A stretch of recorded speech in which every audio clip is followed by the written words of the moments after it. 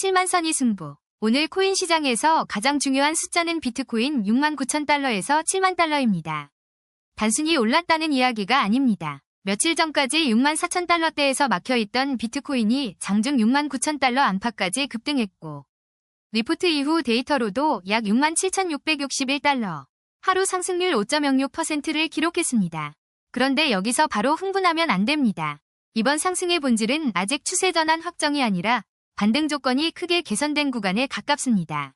쉽게 말하면 차가 출발은 했는데 고속도로에 안정적으로 올라탄 건지 아니면 언덕에서 잠깐 튄 건지는 지금부터 확인해야 한다는 뜻입니다. 왜 이렇게 올랐을까요? 원인은 세 가지입니다. 첫째, 미국 장기 국채 바이백 확대 기대입니다. 국채 바이백은 정부가 시장에 국채를 사들이는 조치인데 시장은 이것을 장기금리 부담을 낮출 수 있는 재료로 받아들였습니다. 금리가 내려갈 것이라는 기대가 생기면 이자를 주지 않는 위험자산인 코인에는 숨통이 트입니다. 둘째, 백악관과 규제 관련 기대가 붙었습니다. 다만 이 부분은 아직 확인된 실행보다 기대가 앞선 재료입니다. 셋째, 가장 직접적인 동력은 숏 청산입니다. 숏은 가격 하락에 베팅하는 포지션이고 숏 청산은 가격이 오르자 손실을 견디지 못한 하락 베팅이 강제로 되사는 상황입니다. 이번에는 1시간 기준 10억 달러 이상, 24시간 기준 19억 달러 안팎의 청산이 보도됐습니다. 그래서 가격이 오른 건 맞지만 장기 투자자들이 차분히 현물을 사서 올린 것과는 성격이 다릅니다.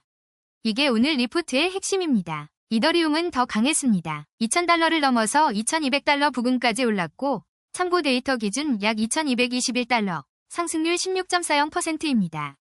비트코인보다 탄력이 훨씬 컸습니다. 이유는 공급 축소 기대입니다. 거래소 잔고가 줄고 스테이킹과 자가보관 흐름이 이어지면 시장에서 바로 팔릴 수 있는 물량이 줄어든다고 해석됩니다. 스테이킹은 코인을 네트워크에 맡겨 보상을 받는 구조이고 자가보관은 거래소가 아니라 개인 지갑에 보관하는 방식입니다. 둘 다 단기 매도 압력을 낮출 수 있는 신호입니다. 다만 여기서 주의할 점이 있습니다. 이더리움이 강하다고 해서 곧바로 모든 알트코인이 다 따라 오른다는 뜻은 아닙니다. 알트코인 시즌 지표는 아직 확정 구간이 아니기 때문에 이더리움 상대 강세와 전체 알트 순환장은 분리해서 봐야 합니다. 솔라나는 가격보다 사용성 지표가 더 눈에 띕니다. 80달러 선을 회복했고 참고 데이터 기준 약 84.18달러, 상승률 9.75%입니다. 하지만 더 중요한 건 주간 비투표 거래 11억 5,400만 건, 스테이블 코인 활성 주소 170만 개, 머니그램 온 오프램프 연동입니다. 비투표 거래는 네트워크 유지용 투표가 아니라 실제 사용자 활동에 가까운 거래입니다. 스테이블 코인 활성 주소는 결제와 송금 수요를 보여주는 지표입니다. 즉 솔라나는 단순 테마보다 실제 사용성 회복을 확인해야 하는 자산입니다.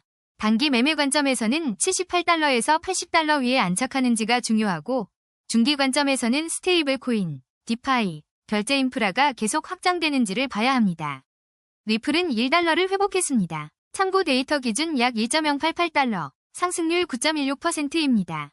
하지만 리포트는 1달러 방어보다 1.11달러에서 1.15달러 저항 회복이 더 중요하다고 봅니다. 대형 지갑의 축적과 리플의 기관 금융사업 확장은 분명 긍정적입니다. 다만 기관 사업이 좋아진다고 토큰 가격이 즉시 강하게 반응하는 것은 아닙니다.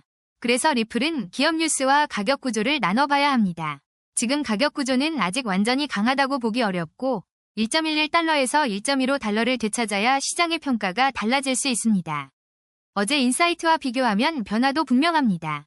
어제는 비트코인이 64,000달러대에서 버티고 있었지만 강한 상승장이라기보다 정책 이벤트를 기다리는 박스권이라는 판단이었습니다. ETF 유입과 온체인 수요 개선은 있었지만 신규 채굴분을 완전히 흡수할 정도는 아니었고 거래량도 약했습니다. 오늘은 그 박스권을 위로 뚫는 움직임이 나왔습니다.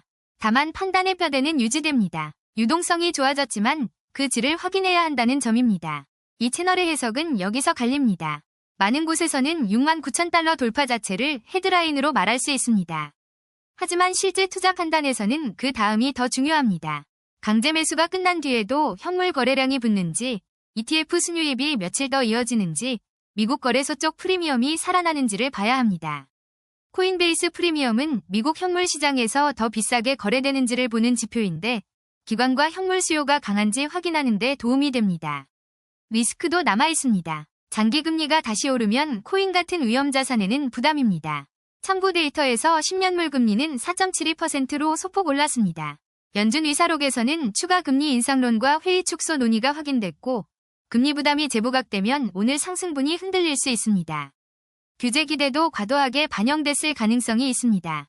클래리티 법안 통과 가능성은 낮게 평가되고 있고 트럼프 대통령의 국가 차원 비트코인 매입 발언도 공식 규모와 실행 시점이 확인되지 않았습니다.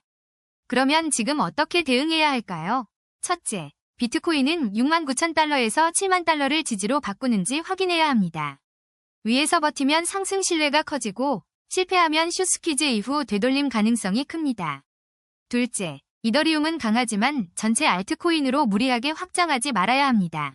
셋째, 솔라나는 78달러에서 80달러 안착과 사용성 지표를 함께 봐야 합니다. 넷째, 리플은 1달러보다 1.11달러에서 1.15달러 회복이 핵심입니다. 결론은 추격 매수보다 확인 매수입니다. 이미 오른 자리에서는 분할 접근을 하고 7만 달러 안착 실패나 ETF 흐름 약화가 나오면 현금 비중과 손절 기준을 먼저 점검해야 합니다. 이 영상은 투자 정보 제공 목적이며 투자 판단의 최종 결정은 반드시 본인이 해야 합니다. 도움이 되셨다면 구독과 좋아요로 함께 시장을 확인해주세요.